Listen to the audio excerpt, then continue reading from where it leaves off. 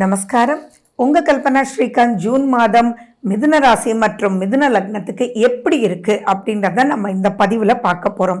இது ராஜ யோகத்தை கொடுக்கக்கூடிய வகையில் இருக்கு. அது என்னன்றது தெளிவாக உங்களுக்கு சொல்லிட்டு வரேன். எப்பயுமே இந்த மாத பலன் அப்படின்றது எது சாதகம் எது பாதகம், எதை யூஸ் பண்ணிக்கணும், எதில் எச்சரிக்கையாக இருக்கணும் அப்படின்றது தெரிஞ்சுக்கிட்டாலே லைஃப் ஸ்மூத்தாக எடுத்துகிட்டு போயிடலாம். இந்த பூமியில் யார் பிறந்தாலும் சரி ஏதோ ஒரு பிரச்சனையை ஃபேஸ் பண்ணுறதுக்காக தான் இந்த பிறப்பே. நெகட்டிவ் எல்லாம் பாசிட்டிவ் ஆக்கிறதுக்கு தான் இது முக்கியமான வழி. இந்த மாத பலனை ஒவ்வொரு மாதமும் பாருங்க, ஸ்கிப் பண்ணாம கடைசி வரைக்கும் பாருங்க. நம்ம சேனல் இதான் ஃபர்ஸ்ட் டைம் பார்க்குறீங்கன்னா சப்ஸ்கிரைப் பண்ணிக்கோங்க, பெல் பட்டனை ப்ரெஸ் பண்ணுங்க, ஆல் என்ற ஆப்ஷனை சூஸ் பண்ணிக்கோங்க. சரி, மிதுன ராசி மிதுன லக்ன அன்பர்களே, 6ஆம் தேதிக்கு பிறகு பல நல்ல மாற்றங்கள், நிறைய சந்தோஷம் மழையில நினையக்கூடிய ஒரு அற்புதமான மாதமாவே பார்க்குது. நிறைய நல்ல விஷயங்கள், சில எச்சரிக்கையான விஷயங்கள். ஆனா சில எச்சரிக்கைன்றதுதான் நீங்க முக்கியமா காது கொடுத்து கேட்கணும், அதுக்குள்ள சிக்காமலும் இருக்கணும்ன்றது ஞாபகம் வச்சுக்கோங்க. இந்த ஒரு 8-10 நிமிஷம் உங்களுக்கானதான். ஸ்கிப் பண்ணாம கடைசி வரைக்கும் நீங்க பாருங்க. சரி, நிறைய வளர்ச்சி, நிறைய டிரான்ஸ்ஃபர்ஸ், நிறைய மாற்றங்கள், உங்களுடைய பொருளாதாரத்துல நிறைய நன்மைகளுக்குண்டான பல மாற்றங்கள் ஏற்படக்கூடிய ஒரு அற்புதமான மாதமாவே இருக்கு. நீங்க தேடி போனாலும் கிடைக்காத அளவுக்கு நிறைய முன்னேற்றங்கள் அனைத்து பொருளாதாரத்திலயும் இருக்கும். வேலை கண்டிப்பா கிடைக்கும், பயப்பட வேண்டிய அவசியங்கள் இல்லை. அதே மாதிரி நீங்க ரொம்ப நாள் ரொம்ப சிரமப்பட்டு ஒரு வேலையில் இருக்கீங்க, பிடிக்கவே இல்லை அப்படின்னா இப்போ அந்த இடத்துல பிடிச்ச மாதிரி அமையும். ஏன் அப்படின்னு பார்த்தீங்கன்னா, இப்போ யாரோ ஒருத்தர் மேபி மேனேஜர் மாறுவார், ஹெச்ஆர் மாறுவார், அல்லது யாரோ ஒருத்தர் பெரிய மனிதர்கள் உங்க மேல அன்பு பார்த்து பெரிய மனிதர்கள் உங்க மேல அன்பு செலுத்தி அதன் மூலியமா உங்களுடைய கௌரவம் மேலேறி உங்களுடைய பிரச்சனைகள் அனைத்தும் தீரக்கூடிய தித்திக்கும் ஒரு மாதமாவே நீங்க பார்க்கப்படுவீங்க. இது வித்தியாசமா நடக்கும். பிரச்சனை முடியவே இல்லை, உங்களுடைய பிரச்சனை எதுன்றது ஒரு பேப்பர் எடுத்து இப்ப கடகடான்னு எழுதுங்க. அந்த பிரச்சனையை தீக்கிறதுக்கு யாரோ ஒருத்தர் மிகுந்த மதிப்பு, மரியாதை, பேரு, புகழ் மிக்கவர் தானாக உங்களுக்கு உதவி உங்களுடைய பிரச்சனைக்கு பெரும் முற்றுப்புள்ளி, வாழ்நாள்லயே அதை சந்திக்காத அளவுக்கு பெரும் முற்றுப்புள்ளி வைப்பார். அது எந்த வயதினரா இருந்தாலும் அந்தந்த வயதினருக்கு இது நடந்தே தீரும். உங்க குடும்ப வாழ்க்கையில பிரச்சனையா, அதை சுமூகமா தீர்ப்பாங்க. உங்களுடைய குழந்தைகளுடைய குடும்ப வாழ்க்கையில பிரச்சனையா, அதை யாரோ சுமூகமா தீர்த்து வைப்பாங்க. உங்களுடைய தொழில், மேலிடம், கடன், எந்த பிரச்சனையா இருந்தாலும் இது சம்திங் சூப்பர். எந்த கிரகத்தினால வருது தெரியுமா? கேதுன்ற ஒரு கிரகம் 3ஆம் வீட்டுல சூப்பரா உட்கார்ந்துருக்காரு. அவர் இருக்கும்போது ஆட்டோமேட்டிக்கா எவ்வளவு பிரச்சனை எதுவாக இருந்தாலும் சரி அது சுமூகமா முடிஞ்சு உங்களுக்குள்ளேயே எப்படி இருக்கும்னா கம்பீரமா, கான்பிடன்ஸா, வாவ் நான் முடிப்பேன், நான் ஜெயிப்பேன், இதையே முடிச்சுட்டேன், எனக்கு இவங்க இருக்காங்க வாழ்நாள் முழுக்க அப்படின்ற ஒரு சொந்தம், ஒரு உறவு, தனிச்சு எங்கிருந்தோ அப்படின்றது உங்களை சந்தோஷ கடல்ல நினைய வைக்கும். இந்த இடத்துல நீங்க ஒரு விஷயம் மட்டும் எச்சரிக்கை இருக்கணும். அந்த எச்சரிக்கை என்னன்றது தெளிவா தெரிஞ்சுக்கோங்க. எப்பயுமே ஓவர் கான்பிடன்ஸ் நல்லது கிடையாது. ஃபார் எக்ஸாம்பிள், நீங்க கலெக்டரோட இருக்கலாம், அல்லது மினிஸ்டரோட இருக்கலாம், அல்லது சிஎம்மோட கூட டக்குன்னு ஃப்ரெண்ட் ஆகலாம் நீங்க. ஆனாலும் அந்த இடத்துல நீங்க எப்படி இருக்கணுமோ அப்படி நீங்க இருக்கணுமே ஒழிய வீணான வம்புகளை வளர்த்துட்டீங்க அப்படின்னா அது மிகப்பெரிய பிரச்சனைக்குள்ள மாட்டிடுவீங்கன்றதும் ஞாபகம் வச்சுக்கோங்க. ஏன்னா இப்போ ராகு உங்களுடைய 9ஆம் வீட்டுல இருந்தாலும் இப்போ குருனுடைய பார்வை இருக்கு. ஆனா அடுத்த வருஷம் குரு மாறிடுவாருன்றதும் நீங்க ஞாபகம் வச்சுக்கோங்க. அதே மாதிரி குரு கடகத்துக்கு போகும்போது இந்த பெனிஃபிட் கிடைக்காது.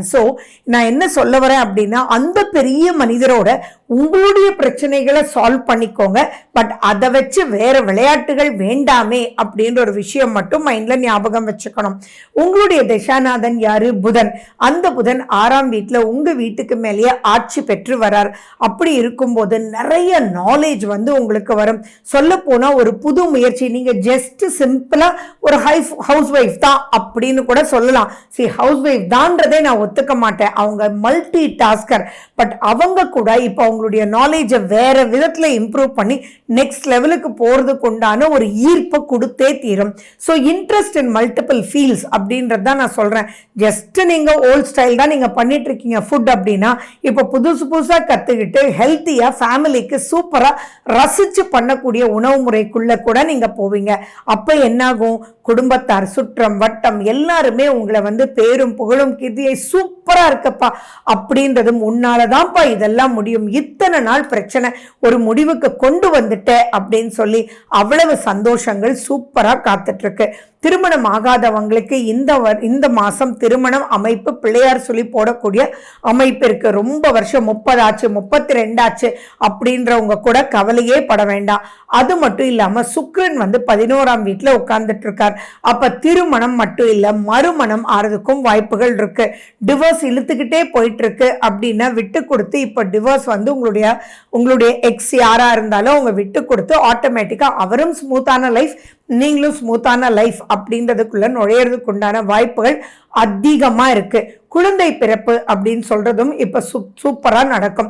மிதுன ராசி அன்பர்கள் அவங்களுடைய குழந்தைகள் அவங்க பாட்டி தாத்தா ஆக முடியலன்ற கவலையில இருக்கக்கூடியவங்களுக்கு கூட சுக்கிரன் உங்களுடைய 5ஆம் வீட்டை பார்க்கறதுனால ஆட்டோமேட்டிக்கா தானாவே குழந்தை உருவாறதுக்கு வாய்ப்பு. ட்ரீட்மெண்ட் எடுத்து எடுத்து எடுத்து முடியவே இல்லை அப்படின் போது டக்குன்னு இப்ப ஏதோ ஒண்ணு டக்குன்னு எப்படி அமைஞ்சதுன்னு தெரியல, அப்பா குழந்தை உருவாயிடுச்சுப்பா அப்படின்னு சொல்லி நீங்க என்னென்ன வேண்டுதல் வச்சிருக்கீங்களோ அந்த வேண்டுதல் எல்லாம் நிறைவேற்றக்கூடிய ஒரு அற்புதமான காலகட்டம். உங்க குழந்தைங்களுக்கு தேவையான இடத்துல சீட்டு கிடைச்சு அது சூப்பரா அவங்க போவாங்க. அதுக்குண்டான செலவுகள் இருக்கலாம், அதுல ஒன்றும் பயம் இல்லை. ஆனா அந்த செலவு ஏன் பண்ணினோம் அப்படின்னு நினைக்காத அளவுக்கு அவங்களுக்கு பண்ணது பிரயோஜனமா இருக்குன்னு சொல்ற அளவுக்கு இப்ப சூப்பரான ஒரு காலகட்டம். அதே மாதிரி மன நிறைவு அப்படின்றது இப்ப கண்டிப்பா உங்களுக்கு கிடைக்கும். 29ஆம் தேதிக்குள்ளேயே பாத்தீங்கன்னா நிறைய விஷயங்கள் மாறி அப்பாடா மாறிடுச்சுன்ற அளவுக்கு மன நிம்மதி கொடுக்கும். காதல்ல இருக்கக்கூடியவங்க நீங்க 6ஆம் தேதிக்கு பிறகு உங்களுடைய பெற்றோர்கள்ட்ட சொல்லுங்க. லிவ்இன்ல இருக்கக்கூடியவங்க அடுத்த ஸ்டேஜுக்கு லைஃப் மேரேஜ்னு எடுத்துட்டு போய் லைஃப்ன்றது ஒரு நல்ல கமிட்மெண்ட், நல்ல அண்டர்ஸ்டாண்டிங், நல்ல ஃபீலிங் அப்படின்றத புரிஞ்சுக்கிட்டு நெக்ஸ்ட் ஸ்டேஜ் ஆஃப் லைஃப்க்கு மூவ் பண்றதுக்கு இது ஒரு மிக மிக அற்புதமான ஒரு காலகட்டம். யாராக இருந்தாலும் சரி மன நிறைவு இல்லை அப்படின்னா எதுவுமே ஜெயிக்க முடியாது. அந்த மனம் என்னைக்குமே நிறைவா இருக்காதுன்றது உண்மை. ஆனா எதுவுமே அண்டர்ஸ்டாண்டிங்கோட நீங்க புரிதல் தன்மையோட எதையுமே சொல்லி கொடுத்து ஒரு பரிவர்த்தனை பரிமாற்றம் அப்படின்றதுதான் குடும்பம், குழந்தை, கணவன், மனைவி. சோ அதுக்கெல்லாம் வந்து ரொம்ப ரொம்ப அற்புதமா இருக்கு. நீங்க நான் சொன்ன ஒரு விஷயத்துல மட்டும் ரொம்ப ரொம்ப எச்சரிக்கையா இருங்க. எந்த ஒரு கான்பிடன்ஸுமே அது ரொம்ப கான்பிடென்ட்டா நீங்க ப்ரொசீட் பண்ணுங்க. உங்களுக்குள்ள தன்னம்பிக்கை அப்படின்றது வரும். உங்களுடைய கில்ட் எல்லாம் வந்து ஓடி போயிடும். உங்களுடைய இன்ஃபீரியாரிட்டி எல்லாம் போய் சுப்பீரியாரிட்டியா வந்துடும். பட் அதை நெகட்டிவா யூஸ் பண்ணிக்காம இருந்தா மட்டுமே போதுமானது. நீண்ட நாள் ஆரோக்கிய பிரச்சனை எதுவாக இருந்தாலும் சரி இப்ப வந்து அது ஒரு நிம்மதியான ஒரு வழிகாட்டி, கரெக்டான ஒரு டாக்டர் வந்து அது ஆட்டோமேட்டிக்கா அதுல இருந்து நீங்க பயப்படுற தன்மையை வந்து வெளிப்படுத்தி அதன் மூலியமா அவங்க வந்து புரிஞ்சுக்கிட்டு உங்களை நெக்ஸ்ட் ஸ்டேஜ் ஆஃப் லைஃப்க்கு சூப்பரா எடுத்துட்டு போவாங்க. என்னதான் ஆகுமோன்னு பயந்துட்டே இருந்தோம், அப்பாடி இந்த மருந்து எனக்கு நல்ல தீர்வு கொடுத்துச்சு. மேபி நான் இன்ஸ்டாகிராம்ல பார்த்தேன், அதுக்கப்புறம் ஒரு ஆயுர்வேதிக் டாக்டர்கிட்ட போனேன், அங்க போய் அவங்க இது சாப்பிடுங்கம்மா சரியா போயிடும் சொன்னாங்க, அதெல்லாம் சரியா போச்சு அப்படின்ற அளவுக்கு நிறைய விஷயங்கள் முன்னேற்றத்துக்குண்டான மாற்றங்களாக இருக்கு. உங்களுடைய சந்திராஷ்டம நாட்கள்ல மட்டும் கொஞ்சம் எச்சரிக்கையா இருங்க. செவ்வாய் கேது உங்களுடைய 3ஆம் வீட்டுல சேருது. அதனால இளைய சகோதரரோட கொஞ்சம் கேர்ஃபுல்லா இருங்க. நீங்க ஏதோ ஒரு கம்யூனிகேட் பண்ணாலும் கரெக்டா கம்யூனிகேட் பண்ணுங்க. ஒரு விஷயம் மைண்ட்ல ஞாபகம் வச்சுக்கோங்க, யாரையும் புண்படுத்துதல் கூடாது. யாரும் யாரை சந்தோஷமா வச்சுக்க முடியாது. அவங்களுடைய மனசுதான் அவங்களை சந்தோஷமா வச்சுக்க முடியும் அப்படின்றது உணர்த்தும் மாதமாக இந்த மாதம் இருக்கும். சோ அதனால யாரையும் புண்படுத்திட வேண்டாம். ஓவர் கான்பிடன்ஸ் அப்படின்றது வேண்டாம். நீங்க உதவிகள் யாருக்கு படிக்க முடியாம இருக்காங்களோ ஆனா படிக்கிற தகுதி உண்டு ஆனா பொருளாதாரத்தினால முடியலன்னு நினைக்கிறீங்களோ அவங்களுக்கு உங்களால முடிஞ்ச ஃபீஸ் வந்து நீங்க பே பண்ணுங்க. அது மிகப்பெரிய பிளஸ்ஸா இருக்கும்.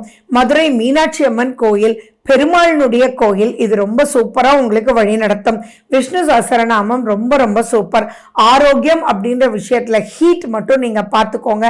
அது மட்டும் பண்ணீங்கன்னா போறோம். ரொம்ப பெரிய பயம் பாதிப்பு அப்படின்றது ஒன்றும் கிடையாது. அரசு வழியிலையும் பல அனுகூலங்கள் இருக்கு. அண்ட் பார்ட்னர்ஷிப் சம்பந்தமாகவும் நிறைய பிளஸஸ் இருக்கிறதுனால இந்த மாசத்தை யூஸ் பண்ணிக்கோங்க, மிஸ் பண்ணிடாதீங்க. Wish you good luck. வாழ்க வளமுடன். நன்றி, வணக்கம்.